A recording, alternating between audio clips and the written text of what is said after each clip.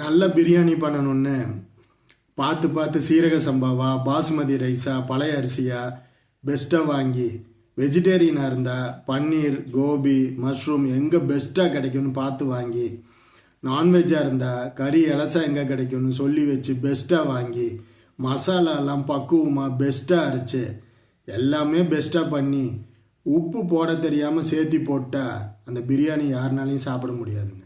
எப்படி அந்த ஒரு விஷயம் மற்ற எல்லா நல்ல விஷயத்தையும் உழைப்பையும் நாசம் பண்ணிச்சோ, அதே மாதிரி நம்ம வாழ்க்கையில் எவ்வளவோ நல்ல கேரக்டர் இருந்தாலும் ஒரு சில கேரக்டர் நம்மளோட நல்ல கேரக்டரோட அத்தனை அருமையும் ஒன்றும் இல்லாமல் பண்ணிடுங்க. அந்த மாதிரி கேரக்டரை கண்டுபிடிப்போம், வேரோட பிடுங்கி வீசுவோம். அற்புதமான வாழ்க்கையை வாழ்கிறதுக்கு உண்டான எல்லா தகுதியோடையும் புது வருஷத்தில் கால் எடுத்து வைப்போம். ஏர்முகமான வாழ்க்கையை வாழ்வோம். எல்லாரும் சந்தோஷமாக இருங்க. Happy new year.